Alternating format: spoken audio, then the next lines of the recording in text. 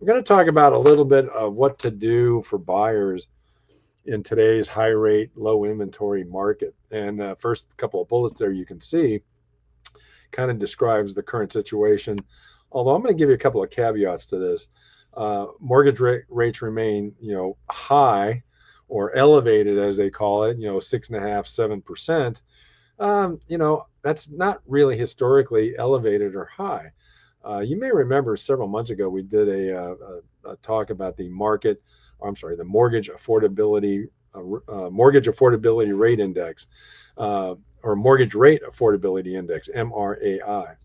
And what that did is it measured interest rates over the last 50 years and established that our current rate levels in the sixes are historically affordable by quite a bit because the average mortgage rate in the country over the last 50 years is about 7.7.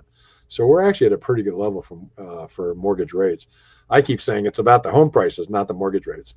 As to inventory, yes, inventory overall is tight. That's why even as we've seen these rates go up the last couple of years, home values have continued to creep up despite that, and despite predictions otherwise because of rates snapping up. But uh, still within certain markets, even though overall both statewide, countywide, countrywide inventory, there's not enough homes available for the buyer demand. Within markets, we're seeing some shift in inventory where it's getting closer to normal, 4, 5, 6 months of supply.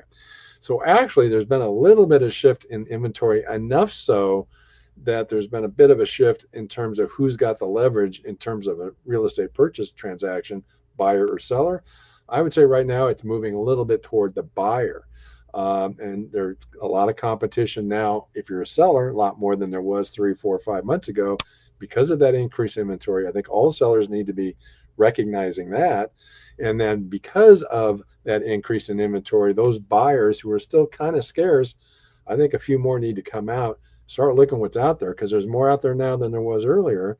And I think you may have some leverage to negotiate some concessions. And again, I argue always try to do that with getting seller credits to apply towards your costs.